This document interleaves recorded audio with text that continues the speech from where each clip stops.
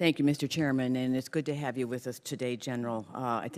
Appreciate very much your taking the time here and want to thank you for your service to our nation, as well as the remarkable women and men who are serving in some of the most contested parts of the world. We're forever grateful.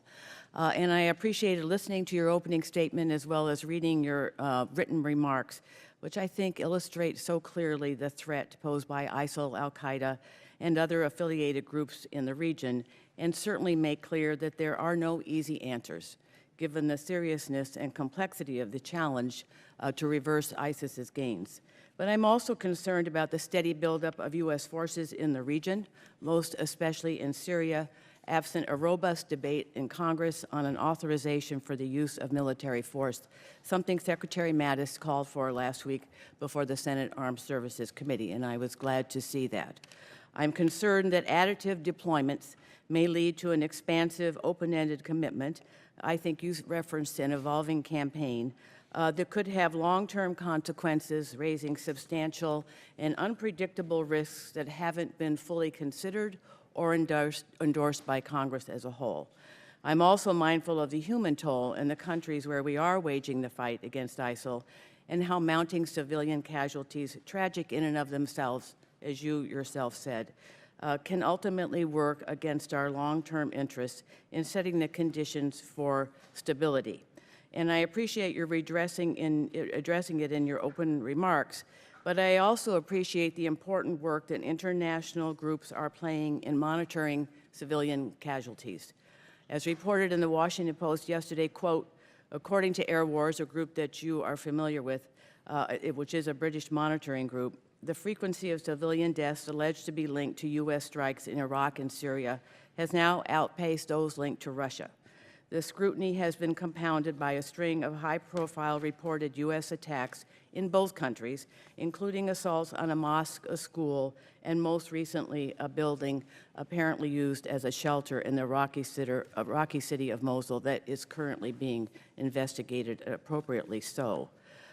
These reports come alongside indications that the administration is considering relaxing the rules of engagement put in place by the Obama administration, which made a concerted effort at avoiding civilian deaths, and you have said today that there has not been such a change. And I have read that you have said that the coalition will, quote, take extraordinary measures to avoid harming civilians, unquote.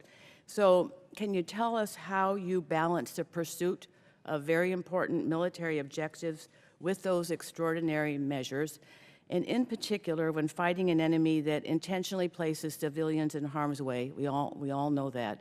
How much risk should the U.S. and its civilian coalition partners accept in limiting air or artillery strikes where it may be difficult to confirm civilian presence, especially in Mosul, where civilians have been directed to shelter in place? So there are so many still there. It seems to be an extraordinary challenge, and I'm curious as to how you are thinking this through in order to minimize civilian casualties. Thank you, Congresswoman, for your question there. First off, we have provided, I think, very clear and concise guidance to our commanders in the field. And I think the principal way that we are addressing this is by entrusting and enabling our very well-experienced and trained leaders on the ground. They are the best guard against this. We have seen that in the past. We will see it in the future here. Their judgment, their experience is the best thing to ensure with this.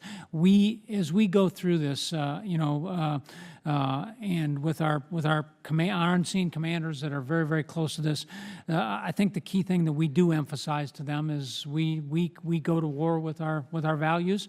We hold ourselves to a higher accountability, a higher standard with respect to this. And of course, we always operate in accordance with the law of armed conflict. And we do everything that we can to prevent this. And what we try to do is we try to work that through our leadership and ensure they understand the obligation that we all expect, and that as they carry out these obligations in what are extraordinary, complex, and difficult situations, that they are making the best judgments and best decisions that they can based on the information that they have. And I will tell you that in many cases, they are making the right calls. I visit Iraq every month, and I talk to our advise and assist teams, and I hear about about operations that we support, but I will tell you at the same pace, I hear about operations where we choose not to strike, where we choose not to do something because it didn't look right. We couldn't confirm what was going on. We didn't have a good situational awareness. So I think from my perspective, we are going to trust our processes and we're going to trust our people and we're going to continue to put emphasis on that throughout this Trust process. but verify your processes. Right. Mr. Russell.